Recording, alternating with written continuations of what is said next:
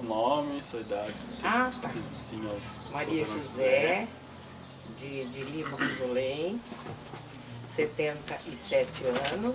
Bom, meu nome é Diane, eu tenho 40 anos, sou formada em História pela Unesp, pelo Campus de Assis, e sempre fui muito curiosa em entender as coisas como são, e a maneira que eu tive para fazer isso foi estudar História, né? E sempre fui estudiosa, enfim, sempre gostei de ler e achei que eu ia me realizar mais ainda, né? Moro em Botucatu desde 1985. Meu nome é Cauê Henrique Fumos Tamborim, né? Eu sou nascido aqui em Botucatu mesmo, na Misericórdia, tenho 27 anos. Oi, eu sou o Luiz Fernando, eu tenho 10 anos e nasci em Botucatu. Eu estudo na escola Itiara e no 4º ano nós tivemos época sobre Botucatu.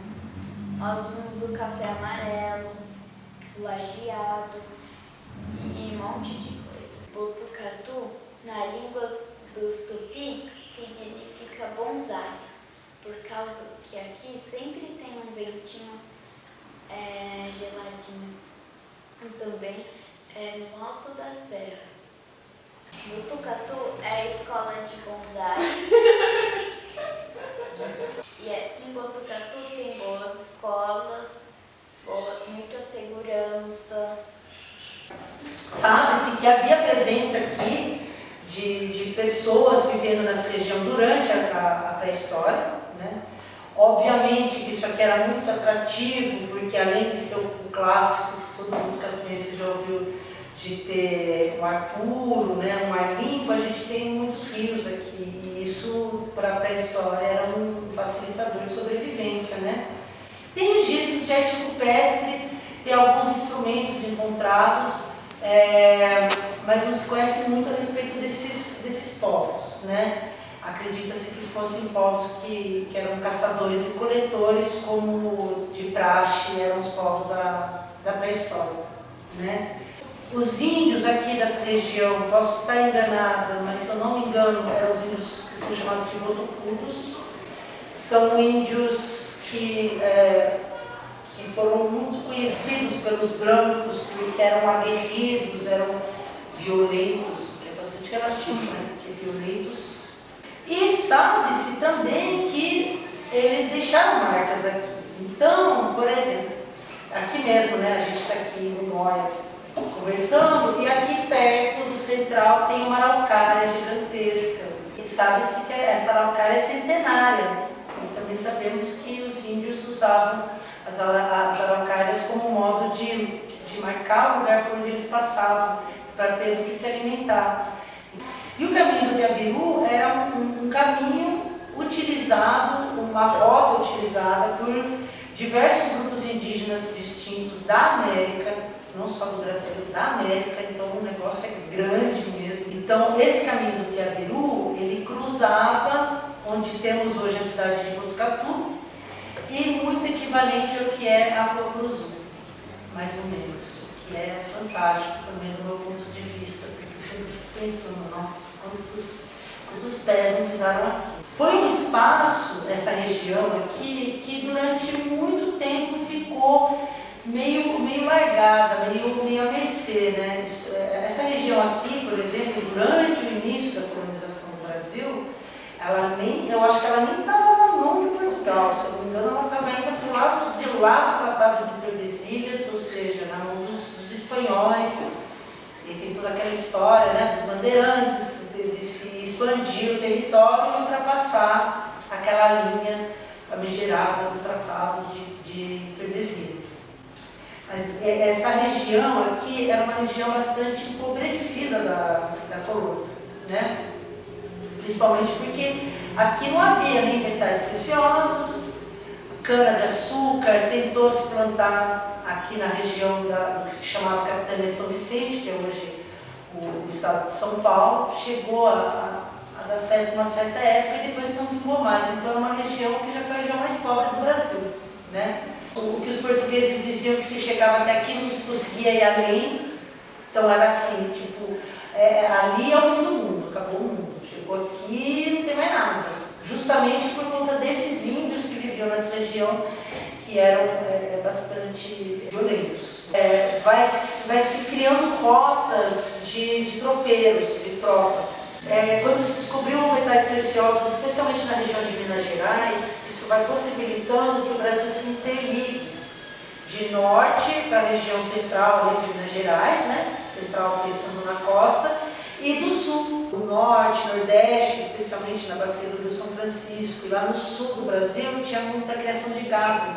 Quando começa a ter extração de metais preciosos, muito da vida que antes estava bastante ruralizada, ela vai se tornando mais urbanizada naquela região, especialmente de Ouro Preto. Então começam a surgir alguns pontinhos de descanso para esses tropeiros. Alguns tropeiros não vão mais embora, vão se fixando nesses lugares. Isso não é uma história botucatuense, isso é muito comum em muitas cidades do interior paulista. Bom, a partir disso começa então estou ainda falando mais ou menos do século XVIII, mas existem pessoas se instalando no Alto da Serra, chamado-se Botucatu de Santa Maria do Alto da Serra. Católico, né? Então muitas cidades tinham nomes que faziam referência ao catolicismo. Começam a se atrair indivíduos para cá que acredita-se que eram indivíduos meio que refugiados de outras regiões, né? Por exemplo, a região de Minas Gerais. Sabe-se que o passado de Botucatu está muito ligado a Minas. Diz a lenda que muitas dessas pessoas vinham para cá justamente porque era o fim do mundo, a terra sem lei. E aí esses caras começam a tomar posse de algumas terras e se delimitam 4 grandes fazendas. Botucatu vai começar, mas antes mesmo de ser cidade, assim mesmo que vira Botucatu, é legal lembrar que o município, que era Botucatu antigamente, era muito maior mesmo do que é hoje. Olha que Botucatu é ainda um município grande, mas chegava até regiões onde é hoje o Paraná, para vocês terem ideia da extensão dessa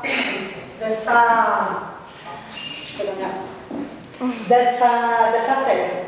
E aí divide nessas 4 grandes fazendas, e essas 4 grandes fazendas começam a brigar entre si. Não vou lembrar do nome de todas essas famílias, mas uma delas é a família dos Costa. Mas a cidade vai angariando, vai tentando lutar pelo direito à autonomia, porque nós não éramos autônomos, a gente estava vinculado a Indaiatuba.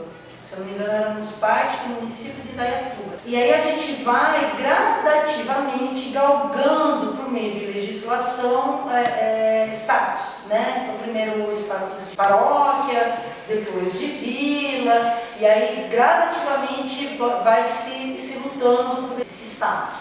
Um nome muito importante disso é o Damião Pinheiro Machado, que é considerado o fundador de Botucatu. Até o começo do século XX, Botucatu não era uma cidade com grande importância. Botucatu vai ganhar mesmo muita importância mesmo com o café.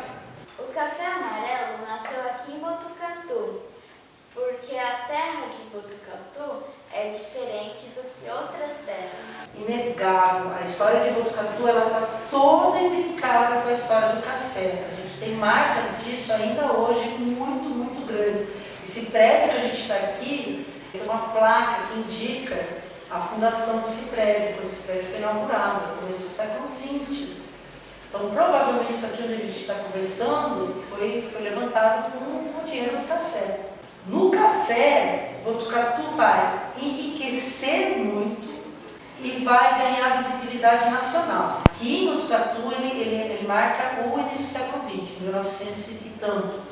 Tamanha a importância de Botucatu nesse período que muitos fazendeiros botucatuenses começam, inclusive, a ter interesse em uma maior participação política no âmbito nacional. Então começa muito da configuração que a gente conhece entre partidos mais conservadores ou mais modernizadores, começa-se dessa configuração um pouco nesse momento. É um momento onde se usou muito a mão de obra imigrante. Então, embora o café tenha usado muito do trabalho escravo negro, o oeste paulista, o noroeste paulista utilizou mais o trabalho imigrante europeu. Aqui do bairro Alto era muito italiano e português. Tanto que nós tínhamos o cônsul, subcônsul, uma coisa assim, português. O consulado ficava ali na rua Amando de Barros, perto ali da padaria Pessim, mas do lado esquerdo, onde hoje é uma pensão. Difícil você falar com um botucatuense, nato, né, de família botucatuense, que não tenha um sangue, algum antepassado muito próximo, inclusive, que não tenha vindo desses imigrantes que trabalharam na Edgárdia, no Lajeado, né, que eram as fazendas do Conde de Serra Negra. Aqui em Botucatu tem o Lajeado e os escravos trabalhavam lá para secar o café.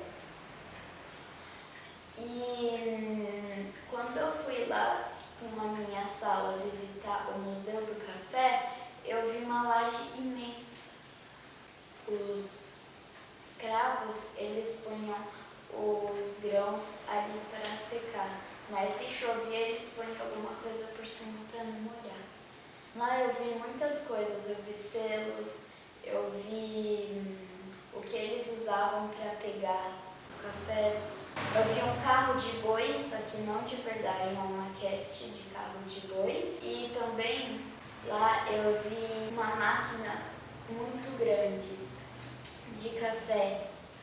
O bairro, ali onde é o Hospital Sorocabana, onde tem toda aquela parte lá em cima, era tudo fazenda. Era fazenda dos Barros. E eu morava na colônia, lá em cima. E aí começou a brotar dois núcleos, na verdade. Um núcleo que era este núcleo mais elitizado, digamos, ali próximo do Para Todos. E é muito louco isso, porque essa formação de Botucatu, ela marca Botucatu até hoje, se vocês observarem. Voltem e reparam nisso. Então vai nascer um Botucatu próximo ali ao Para Todos, e Botucatu próximo a onde é a igreja da Vila dos Lavradores hoje. A gente chama de Vila dos Lavradores. O lavrador é o trabalhador do campo, né? Mas quem mora pro lado de cá, do Pontilhão, a gente fala, eu vou pro bairro. Como se fosse um outro lado. Isso é tão marcado que, se vocês observarem, tem inclusive rua principal naquele lado, aqui tem uma rua principal. E eu que sou professora e já dei aula em algumas escolas, e já morei do lado de lá, eu posso falar, se vocês perceberem, parece o próprio Vilão, mas até energia outra, assim, parece até outra cidade, dependendo do lugar que você for. E aí, assim, muito do registro disso, por exemplo, está nos casarões. Você tem ali perto do Poupatempo, por exemplo, a gente tem casarões espetaculares e que não precisa saber muito de história para ter noção da quantidade de dinheiro que foi investido para levantar aquilo. E vem de uma família que está na história da cidade há muito tempo, né? Meu bisavô, tataravô, na verdade, o pai do meu, ele trabalhou na construção da igrejinha de Rubião, foi um dos pedreiros da igreja, Pedro Paniguel, e tem uma rua lá em Rubião em homenagem a ele, por causa disso, né? Então, toda vez que eu olho para aquela igreja, eu sei que os meus antepassados deram o suor e o sangue deles para construir ela. Fico muito feliz, porque é um marco na cidade, né? As pessoas vão bastante lá visitar, no final de semana, bater foto do pôr do sol. Não sei se vocês sabem, tem uma placa da NASA lá, sabiam? Como um dos melhores pontos de observação de estrelas da América Latina, porque lá você consegue ter visão dos quatro pontos cardeais, né? Norte, sul, leste e oeste do céu. Eu nasci aqui no alto do bairro Alto, aqui em cima mesmo. A minha casa, quando eu nasci, era ali no ginásio esportes. Esse lado aqui de cima do bairro Alto era tudo mato e muito eucalipto, não tinha nada. A cidade era pequena, ela tinha acho que uns 40 mil habitantes, mais ou menos. Se tivesse em 41, né? Quando cai o café, e aí não é um problema de Botucatu, um fenômeno mundial, na verdade, né? Porque foi sequela da crise da Bolsa de Nova York de 1929. Os Estados Unidos era o maior comprador de café do Brasil, perdemos um grande comprador, e aí o mundo já não era globalizado como é hoje, mas o mundo ruiu, o mundo capitalista ruiu, e o café parou de vender. E Então, o Botucatu vai começar a entrar num processo de empobrecimento nesse momento. Botucatu vai ganhar importância, vai voltar a ganhar uma certa importância política, econômica. Durante a ditadura militar, quando você tem, de fato, a instalação da Faculdade de Medicina aqui, trouxe muita gente para cá, você começa a ter a configuração de algumas personalidades políticas importantes. O PSDB, por exemplo, foi fundado em Botucatu. Poucas pessoas sabem disso, né? Então aqui a gente tem um núcleo que é muito forte, do ponto de vista PSDBista, mas também do ponto de vista da política conservadora, né? Na minha opinião, Botucatu é uma cidade muito conservadora, do ponto de vista moral, é recalcada mesmo, e do ponto de vista político. A única coisa que muda em Botucatu, na real, são os sacis e a cabeça do povo botucatuense, que ainda é muito conservador, né? Então é uma cidade estruturada em oligarquias, famílias muito antigas comandam a cidade, famílias muito antigas que obedecem e trabalham na cidade. Nós temos resquícios sociais disso, né? Então, dependendo do grupo social onde você está inserido, as pessoas ainda te perguntam de que família você faz parte. Botucatu é uma cidade conservadora. Ela não é uma cidade assim, meio de esquerda, não tinha esse negócio de passeata, essas coisas que nunca teve. O que mudou em Botucatu muito foi com a vinda da faculdade. Isso foi em 1962, 1963, quando a faculdade de medicina veio, porque antes era aquele povo pacato, conservador, né? E quando veio a primeira turma dos estudantes, que hoje são os diretores já aposentados da faculdade, né? O que eles fizeram? Eles tiraram a roupa e pularam na fonte, em frente ali à Câmara Municipal, tomar banho. Nossa, aquilo foi o maior escândalo. O povo ficou louco de ver aqueles meninos tudo pelado, andando, pulando na água, saindo da água. Então chamaram o delegado. O delegado era o doutor Agnello Aldi. O delegado deu risada, pegou os meninos, tirou dali, fingiu que prendeu, mas não prendeu nada, só deu uma conversa neles. Daí Botucatu foi mudando os costumes, faziam as festas, faziam aquela coisa. E a cidade foi acostumando e cresceu com a faculdade. Porque se não fosse o orçamento da faculdade despejando no município dos funcionários, não teria Botucatu crescido. E depois veio a Embraer, a Duratex, a Eucatex. Então daí Botucatu começou a crescer. Eu ainda acho Botucatu conservador, mas eu acho uma boa cidade, porque você vê aqui, é uma cidade bonita, é uma cidade limpa, é uma cidade bem cuidada. E eu gosto de morar aqui. Eu gosto e gosto da minha casa também, da onde eu moro. Mas ao mesmo tempo também é uma cidade que é muito aberta a novas pessoas. Tem o campus da Unesp, que recebe muita gente fora. Cada vez mais gente vem pra cá. Isso, mas é a Unesp que faz a cidade se movimentar.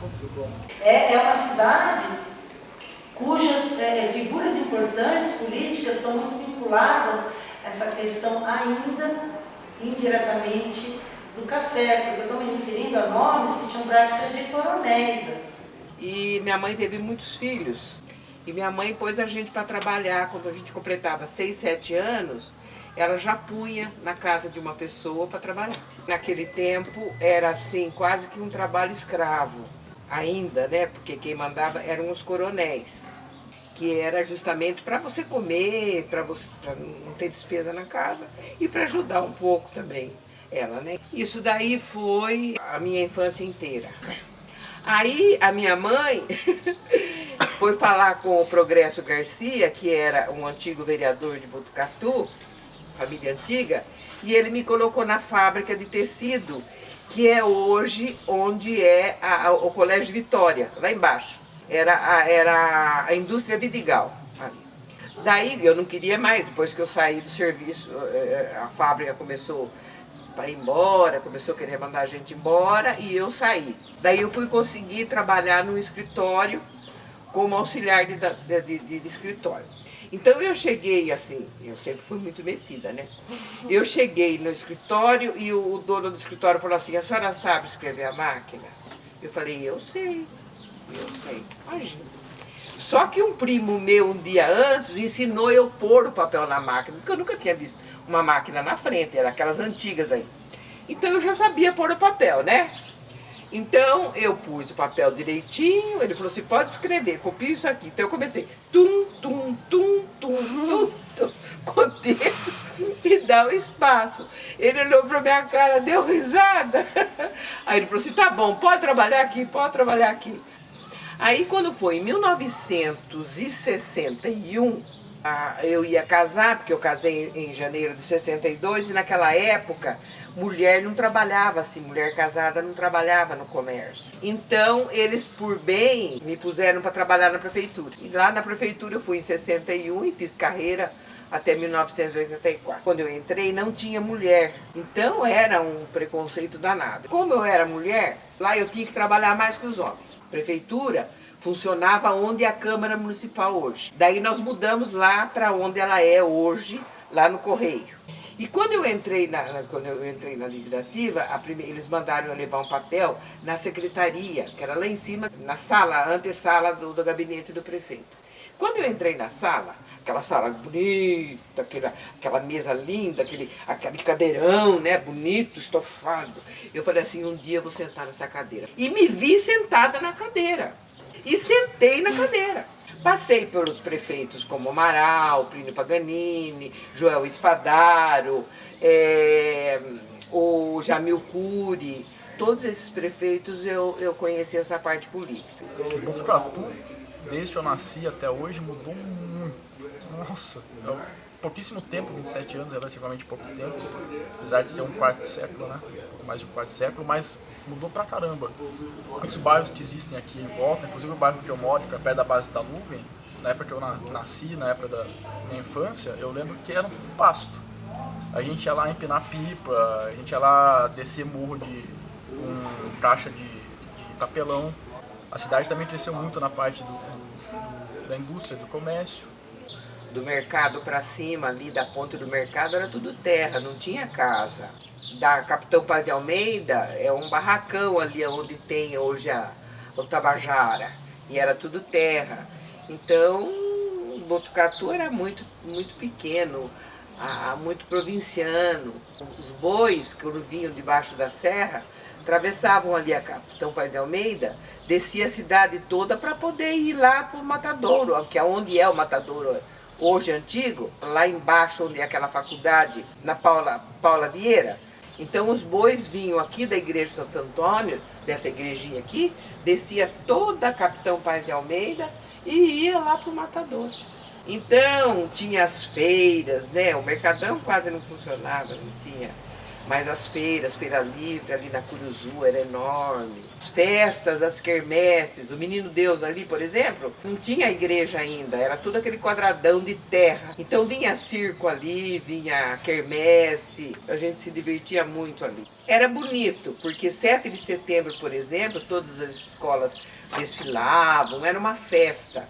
Né? Tinha um nacionalismo muito grande. Tinha a escola industrial que era muito boa, ela foi muito famosa industrial, porque saíram muitos técnicos aqui em mecânica e foram todos para grandes firmas, para GM, para Ford. Eles vinham aqui buscar os meninos para ir trabalhar lá quando se formavam. E na parte das meninas tinha aquela educação, elas aprendiam a costurar, a bordar, a cozinhar. A gente tem um shopping, nossa, nunca sonhei que a gente ter um shopping. Pra vocês terem noção, na minha época a gente tinha um cinema na cidade, que era o Cine Nelly, só, e passava um filme por semana, às vezes um filme o mês inteiro, e a gente não tinha variedade. Né? A diversão que tinha era o cinema. Para Todos, que é onde é o Teatro Municipal hoje, o Cine Nelly, que é lá em cima, que ainda é, ali para cima da Municipalista, onde é o restaurante, era o Cine Cassino. Então aquele era o mais chique da cidade. Para você ir lá, você tinha que se vestir, porque era a parte nobre da cidade que ia. Os pobres iam lá, lá embaixo no Para Todos. Uma cidade que está crescendo absurdamente rápido. Dos anos 90 para cá, ela tem atraído pessoas de outras cidades. Você pega os bairros de periferia, como Marajoara, por exemplo, a maioria das pessoas que formaram Marajoara não são pessoas daqui, são pessoas de fora. Isso é legal de ser dito. É uma cidade que tem procurado galgar também espaço na questão da industrialização, de instalação de indústrias, para ser mais correta, né? E que tem procurado também atrair um número maior de universidades para cá. Não sei se vocês perceberam também como tem aparecido universidades particulares em Botucatu, né? Que algumas são pequenas, não têm grande visibilidade, mas elas estão aí, né? Então é uma cidade que é uma cidade universitária, e tem a questão das lendas todas, que eu acho que Botucatu é mais conhecido, pelo menos eu quando fiz faculdade, é o que as pessoas mais falavam, a faculdade de medicina e do Saci, né? Tem várias lendas locais, além do Saci. Eu sei que a gente foi escolhida como a cidade nacional do Saci, é um orgulho nosso. Mas Botucatu tem algumas lendas interessantes. Não sei se vocês já ouviram falar que lá no Gigante Adormecido, nas Três Pedras, tem um tesouro escondido. Já ouviram falar dessa história? Um tesouro que os jesuítas deixaram aqui, né, porque estavam catequizando os índios. Né? E é uma história que é uma lenda local, que aparentemente parece que está só no campo da ficção, e que pode ser real. Tem muitas coisas no seminário de Botucatu. A própria igreja parece que dá um crédito assim, da existência dessa lenda. Já tiveram expedições de pessoas indo buscar esse tesouro lá. O Gigante Adormecido, ele é um monte de montanhas juntas. E o pé do gigante são as três pedras. Uns falavam que no pé do gigante tinha muita cobra. Tinha um monte de cobra, assim. Existiram algumas figuras muito importantes em Botucatu, né? Como é o caso, por exemplo, do Frei Fidelis, que é uma figura bastante conhecida pelos botucatuenses, que ficou muito queimado, inclusive, né? Assim, dado como louco, mas que é um cara que estudou muito sobre essa região. A ideia dele é que esse espaço aqui teria sido então ocupado por outros povos, por povos que teriam sido rejeitados por Deus, e que eles aqui teriam então criado um espaço de culto espontâneo, enfim, onde seriam as Três Pedras. Mas tem a história de tesouro na nossa cidade, tem a história de escafandria, tinha uma lenda urbana de anos atrás, que tinha uma entrada por um lençol freático, ali no Para Todos, que tinha uma sociedade tipo Atlântida dentro desse lençol freático de pessoas que usavam escafandros. Botucatu é famoso por escafandria também. Tem as lendas de disco voador, tem a história do disco voador que pousou na Unesp, em Botucatu, que muita gente fotografou e viu durante a ditadura militar. Inclusive os militares vieram aqui dar o solo e tudo mais onde pousou o disco, porque foi uma coisa que eles achavam que era algum avião espião de algum outro país. Inclusive, poxa vida, Botucatu é a única cidade no mundo que derrotou a Inglaterra. Você sabia que a gente entrou em guerra com a Inglaterra e derrotou a Inglaterra? Durante o começo do governo do Dom Pedro II, a gente teve uma treta com a Inglaterra que quase eclodiu uma guerra mesmo entre o Brasil e a Inglaterra. E correu-se boato pelo país que o Brasil ia entrar em guerra. A única cidade do país a primeira a falar, então tá, se a gente vai entrar em guerra, a gente está em guerra, a gente vai lutar, foi Botucatu. Não tinha o quê? Não tinha 1000 habitantes na época, era uma vila. E a galera bateu no peito e falou, vamos encarar a Inglaterra. Mandaram uma carta de apoio à guerra, uma carta assim, tipo, a gente vai entrar em guerra, a gente está em guerra contra a Inglaterra. E no final a gente acabou ganhando por WO. Eu sempre sonhei em conhecer um inglês e falar, minha cidade derrotou seu país. Que bom que é tão legal. Primeiro que eu acho muito legal isso, né? De se estudar a história do município, porque as pessoas não costumam conhecer a história do município, sabe a história do mundo, do Brasil, e não sabe nada a respeito do lugar onde vive, né? E eu acho isso muito triste. Essa questão do Saci é importante de ser falada não é pela existência do Saci ou não, porque não é esse o objeto de interesse, mas o quanto é bonito essa região aqui ser um núcleo de cultura caipira. E é algo que o botucatuense tem muita vergonha. Tem obras muito importantes das ciências sociais que se basearam em estudos feitos aqui, com as pessoas daqui dessa região. E a busca do Saci, da manutenção da questão do Saci, nada mais é do que isso, na verdade. É uma tentativa da gente tentar manter nosso abençoado caipira, que é a identidade do botucatuense, na verdade, que ele morre de vergonha, né? E não deveria, porque ficou aquela coisa do Mazzaropi, o caipira que é bobo, aquela construção toda do personagem caipira. A verdade é que nós é caipira mesmo, né? Brasil já foi Pindorama, país, terra das palmeiras, assim chamavam os índios nossa pátria brasileira, assim chamavam os índios nossa pátria brasileira, de matas, rios e bichos, riquezas naturais, formado era e é o reino desses nossos ancestrais.